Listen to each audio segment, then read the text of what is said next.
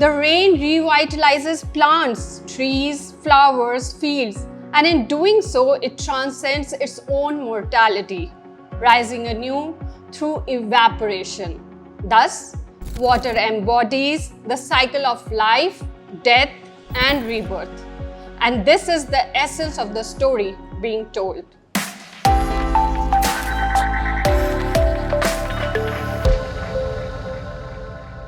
I'm talking about There Are Rivers in the Sky by Elif Shafak. Elif Shafak's most sublime novel and undoubtedly my most treasured work is her 2009 international bestseller, The 40 Rules of Love. Until subsequently, I immersed myself thoroughly in her latest novel, There Are Rivers in the Sky, only to fall profoundly in love again with her literary brilliance.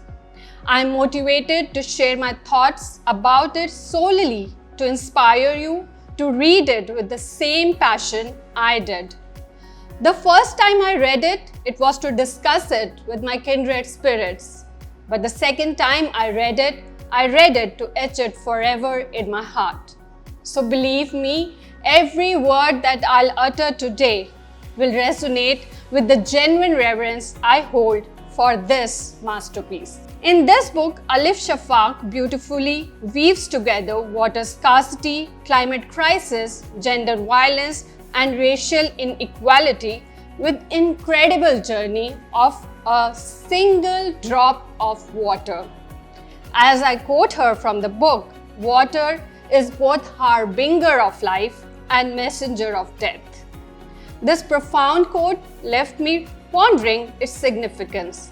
And upon exploration, I discovered that it symbolizes the preciousness of earthly life. The rain revitalizes plants, trees, flowers, fields, and in doing so, it transcends its own mortality, rising anew through evaporation. Thus, water embodies the cycle of life, death, and rebirth. And this is the essence of the story being told.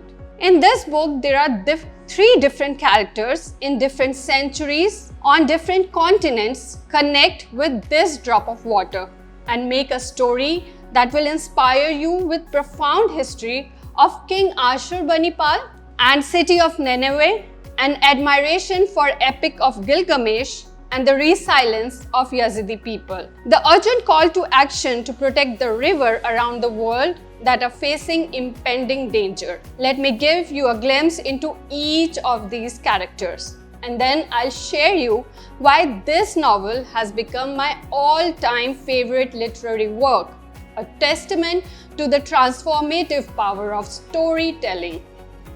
The story commences with a drop of water that lands on the scalp of Ashurbanipal and the erudite ruler of Mesopotamia, the librarian king, who is highly learned and cultured, but no less cruel than his predecessors.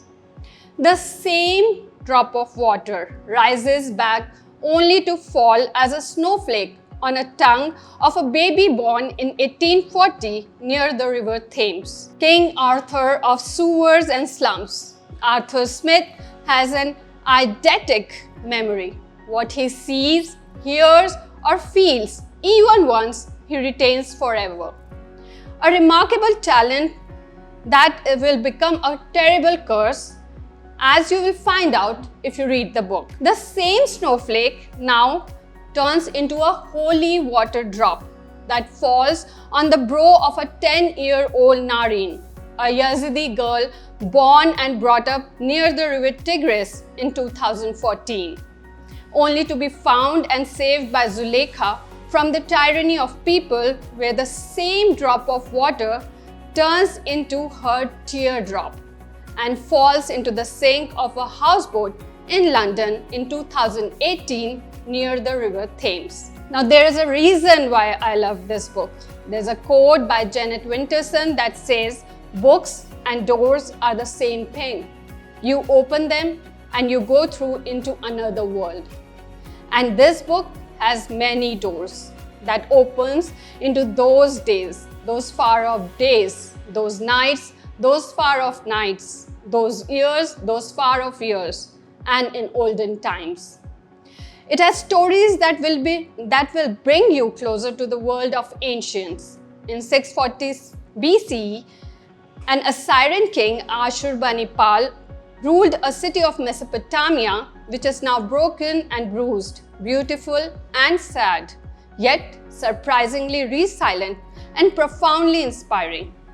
He was the first to build a library with magnanimous amount of clay tablets, which held stories and poems from those far-off times, especially the very famous Epic of Gilgamesh poem, which is one of the oldest surviving works of literature. So, every time you visit a library, remember you followed the footsteps of a king, Ashurbanipal.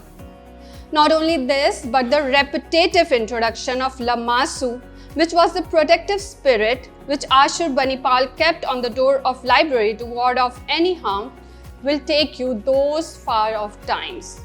Both the Epic of Gilgamesh and the Lamassu are present in the British Museum along with other clay tablets. As Elif Shafak so eloquently puts it, story time is different from clock time. In a span of sentence, a storyteller can jump back and forth centuries, as if a millennium could pass in a blink of an eye. From 640 BC, we visit London of 1840 as never seen before, characterized by stark contrast between immense wealth and deep poverty. Poor as Arthur was, he lived in an overcrowded tenement with unsanitary conditions and outbreak of cholera.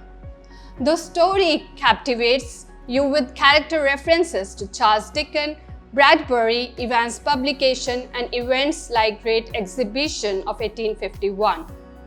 Henceforth, I completely agree with Elif Shafak. The story of humanity cannot be written without the story of water. And this was the thought Elif Shafak brought into this book. Thank you.